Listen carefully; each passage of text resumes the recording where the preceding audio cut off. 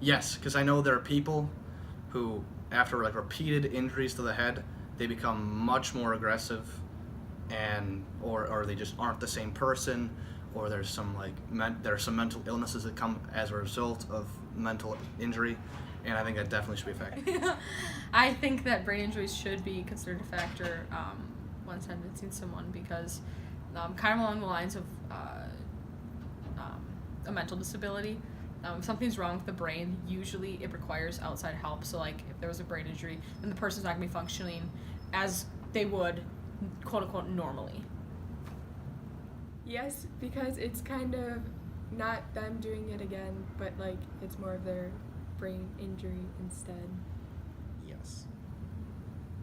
Because it's the same sort of deal where an illness or an injury can just completely change who you are, and you're not really you when you commit the crime, so you shouldn't be punished for it. 100% yes, because if it's literally something that impacts what they're going to be, like if it's something that applies directly to the crime they committed and they have scientific proof that this is like the cause of it, then they shouldn't be, like if there's proof, then there's no need for it to be, that it shouldn't be considered. I think it should, but not to the extent that they can just kind of skip off the crime and just go to like a mental hospital or something. Because there is still the factor that they committed it, even if they couldn't help it. And I think that you do need to be held accountable for something like that.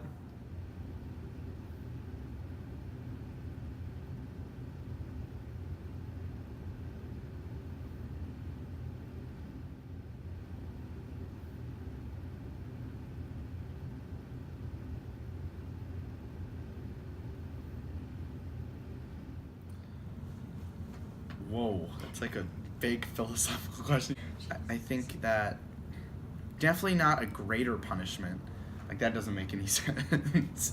I think that like you should maybe like keep him where he is, but if you can open up the possibility of probation and they can do studies on it and see what they can figure out, because for the time being, if someone's in a state where they can anytime go kill somebody, they obviously should be maintained and not allowed to be in the public. But if they can do work with it, like I mean, prison may not be the best spot, but like a hospital may be good.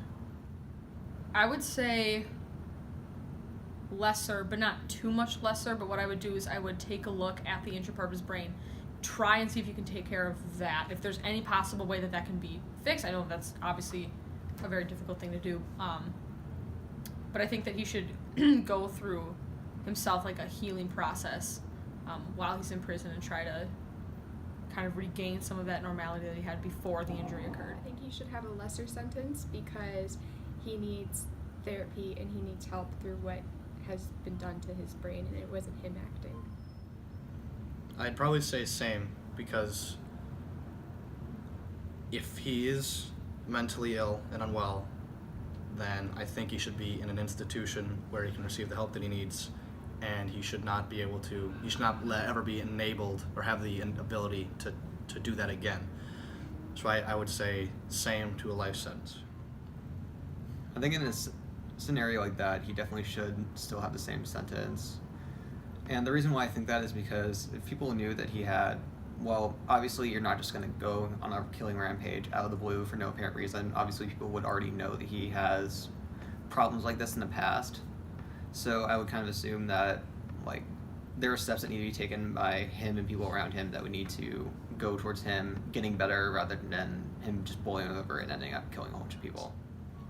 Like a lesser, but that's hard to say because depending on the scenario or the brain injury, like there are certain amounts of control you can have. So like if you don't have full control, then far less of a sentence should be given. But like it depends on the severity of the issue, really.